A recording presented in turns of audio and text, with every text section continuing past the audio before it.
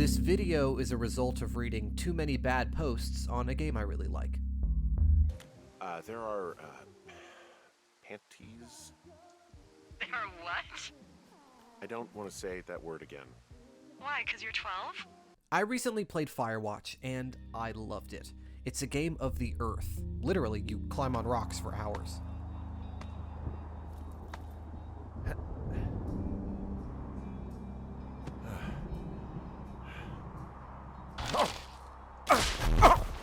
Great storytelling, thematically consistent, and really well-realized characters. But as with all incredibly thematic media, watch this, Dan Olson, I often find opinions on the work, well, don't get what it's going for.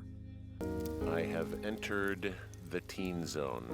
So in the interest of understanding Firewatch, let's talk about its most important character, its antagonist. What a fascinating venture into the experience of total mental depravity. So far, I love everything about this game, Stanley. Antagonist. It often gets misused. People will call the villain or the bad guy the antagonist all the time. Often in video games, we will call the antagonist anything we have to shoot at or dodge roll around to stab in the back. But the antagonist of a story is much more than that, and understanding what it means and how the antagonist functions in a story is a key part of understanding what is going on. A term coined by Aristotle, Okay, wait. Let's not do it like that. Let's go with an example. In the game Hades, there is a clear antagonist. Your dad. He's literally the title. Hades, also the town, plane, whatever. The place you are trying to escape from. Hades is the antagonist. The place, the man, and the idea. We'll get to that in another video. It's not because Hades attacks you or sends legions of the dead after you that makes him the antagonist. It will make him the bad guy, sure, but it's because of the reason he attacks you. And now we get to the center of what unites drama and gaming so closely: action.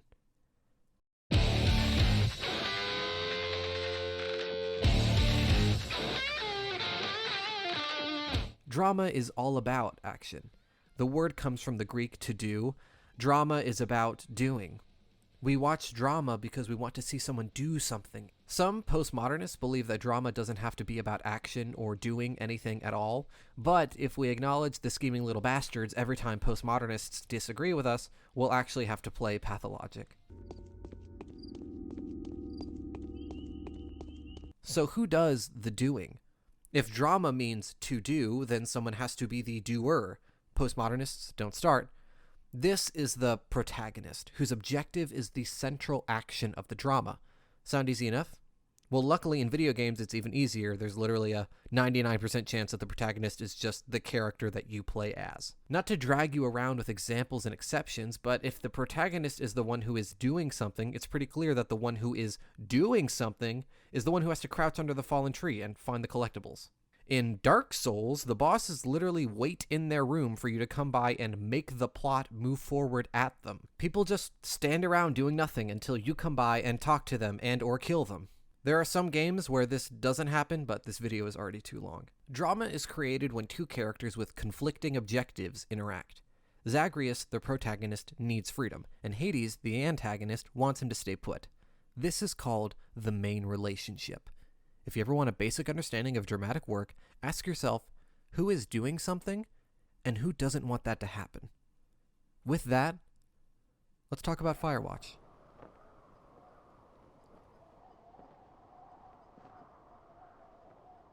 Firewatch is a game about a man escaping. That is it, protagonist objective. You'll be surprised how often a story can be described in two words, just a subject and a verb. Man escaping. Man escaping. Differently. Woman escaping. Escaping is common, but it's naturally dramatic. Protag waifuing. Man committing. Guy falling. Player disobeying. Wait, this is the wrong... It is. It's an open world game. Good God, quickly block it off. And of course...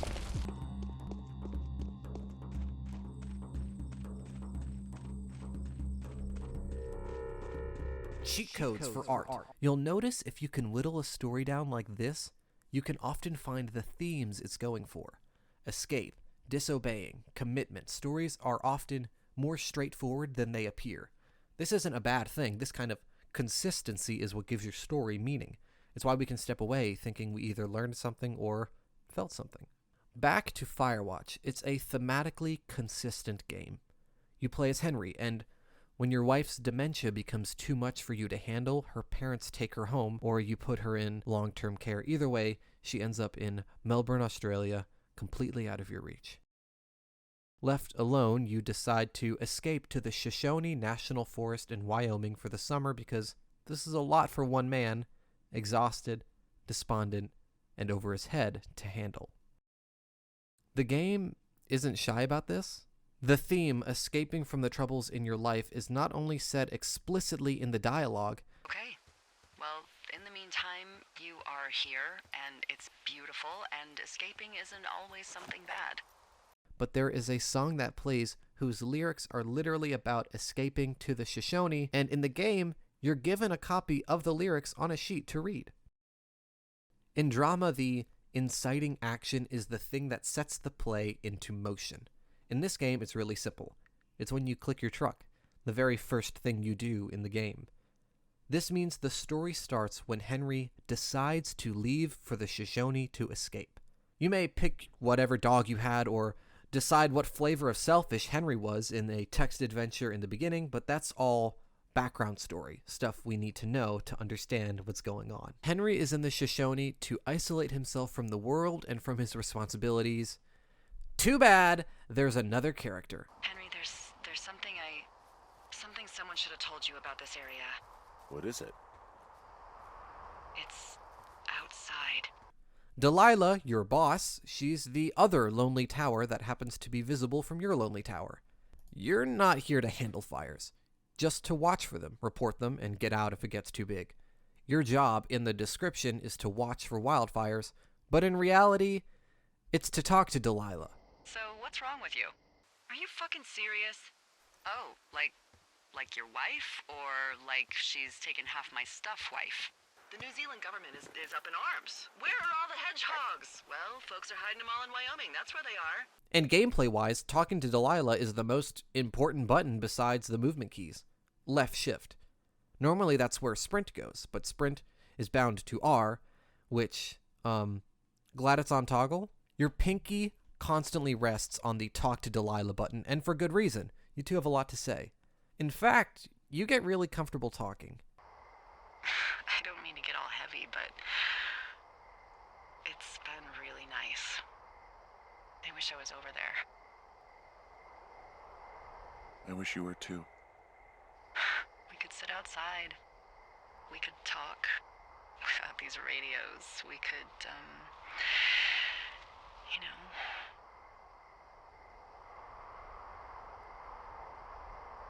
Well, we could just watch this fire. It's gonna burn for a long time.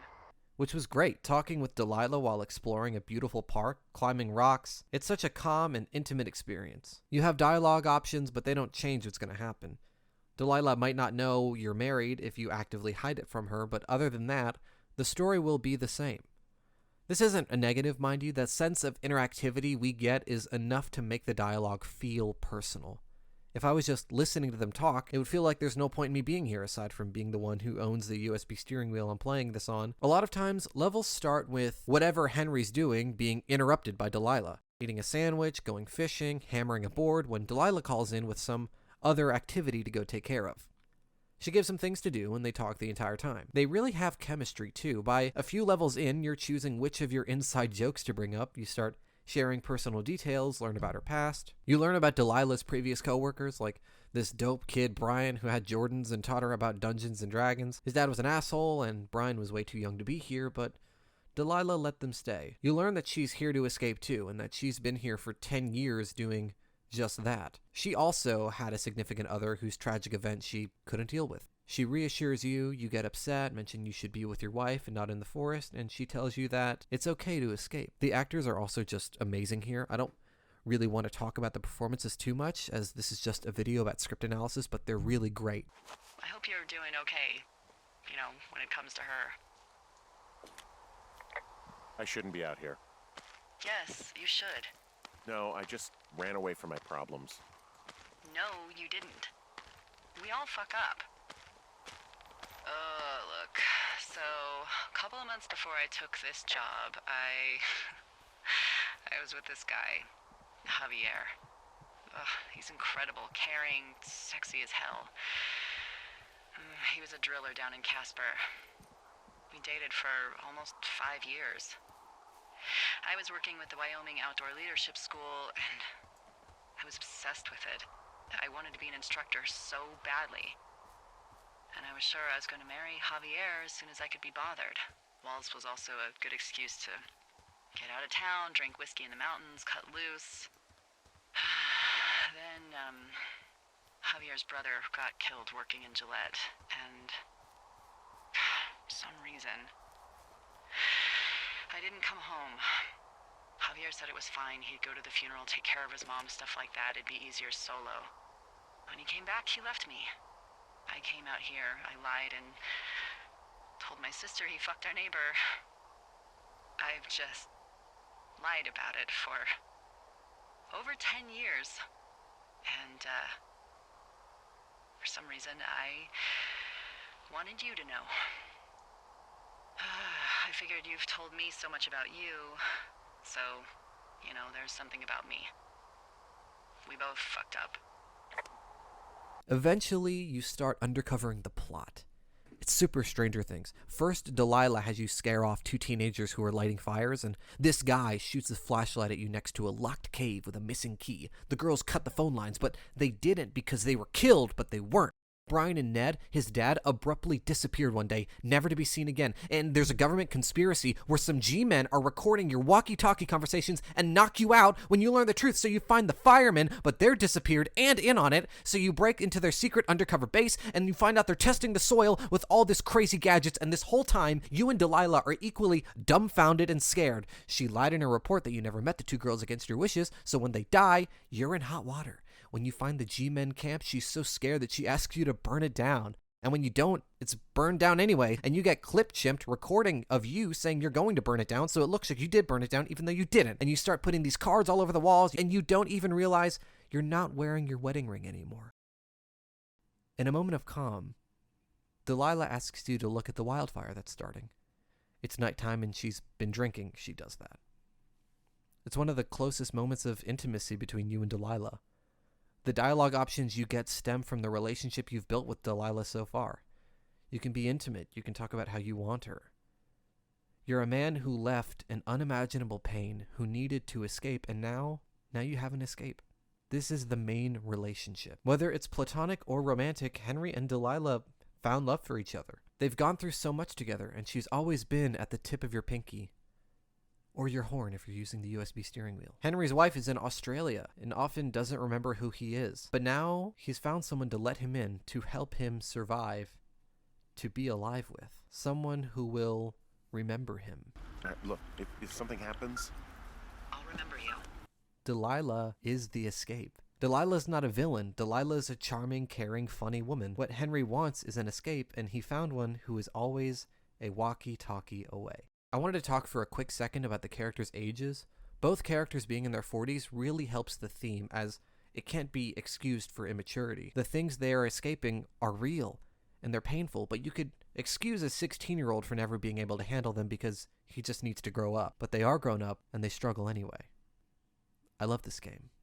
The conspiracies, the missing teen girls, the guy with the flashlight, they're the escape for the player. It's what you wanted when you came to the Shoshone. It is the intrigue in the trailers. It is the hook. The crazy plots that bring you, Delilah, and Henry together turn out to just be normal. The government test site was just that. They were testing the soil. The girls are found. They were arrested for stealing a tractor, go figure. Except for one thing. That boy I mentioned earlier, Brian, he wasn't supposed to be in the forest, but when his dad brought him, Delilah never reported it. She liked Brian, and she didn't really see the harm in him being here. In fact, she thought that he was more happy here than he would be at home. When you find the key to the cave in a hidden backpack, you find Brian. Through a climbing accident, something his dad would push him to do, he fell, and his body is still at the bottom of the cave today. His dad, Ned, was the one recording your conversations with his old park walkie-talkie, and this custom ham radio after he saw you near the cave. He's been living in the forest alone this entire time.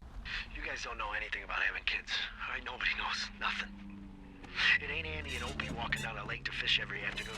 It ain't Mayberry. But you gotta know I didn't kill him. All right, we were climbing. I was teaching him. Brian was uneducated in the way to do anything. He just fucking didn't sink his anchor the right way. You know, I thought about going back, having to answer questions, and having to get him put in the ground, and I didn't see the point. Don't come looking for me. Sorry about your wife. When life gave him an unbearable problem, he decided to isolate himself in the forest, just like Delilah, just like Henry. In a moment of genius, after you find this out, you can mention that this is part of the conspiracy, that it's them that killed Brian, and Delilah says this. Whoever is out there did it. They killed him. Can we just put this stupid shit aside for a minute? That boy is dead. He was just a sweet kid. They didn't kill him, okay? Why kill a boy?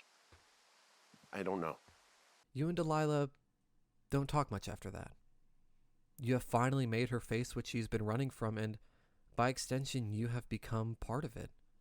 The wildfire is out of control and everyone is evacuating. This job isn't to fight fires, it's to see them coming and escape. Delilah doesn't know how to deal with Brian. She finally learns the truth about what's troubled her, and she realizes she's partially to blame. Not only for his death, but for no one ever finding his body. She tries to blame Ned, anyone, but then you say this. He was a sweet kid. With a shitty father who hid out here like a coward after dumping him in a hole. I think that Ned loved him. I don't want to hear it. He obviously didn't want to forget him. He just didn't know what to do. Henry, not knowing what to do isn't okay. When you're supposed to look after someone, You figure it out. She leaves without you. Hello? Delilah! You finally get to her tower, just to find her Brandon Sanderson books. You never see her in the game, as she, again, isn't able to face the problems in her life. This time, it's you, too. Throughout the whole game, Henry's objective has been to escape, and she has been the escape. She's the busy work, the ever-present voice. She is the Shoshone. But when the wildfires come, unpredictable and ever-present, she isn't able to give him what he has needed this whole time. Because what Henry wants has never been what he has needed. And it isn't until Delilah leaves him that he is able to realize this. He has faced his fatal flaw and the consequences. She urges him to take care of his wife. So what about me? I think you should go to Julia, and then you can figure it out. Maybe put that typewriter to good use. Give me a sexy accent or something if you write about this. Yeah. You gotta go see her.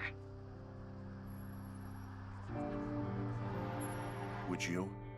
Henry, Look, you came out to put your memories behind you, and they're still right there in front of you. She won't even recognize me, Delilah. You're not just going for her. You don't know what it's like. Bad things happen, okay? And you have to find a way to contain the damage. A good way.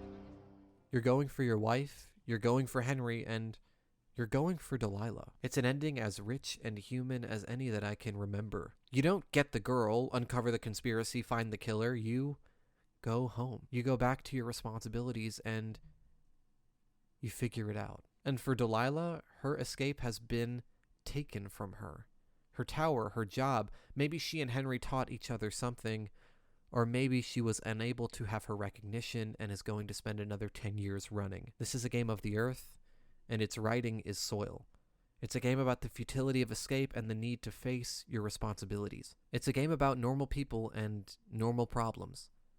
Delilah is the antagonist because she plays a fundamental role in the telling of that story. She is the allurement of escape, the siren song, but she isn't a villain. What she wants is something we all want. She is deeply human. She is a reflection of what we can become if all we do is watch the fire and never face it, alone in our towers. And while her story is sad, that's all it is. It's a story. And hopefully we, as the audience, have learned what Henry has learned, and we have grown from getting to know her. This is Faustiat. This is Supporting Role.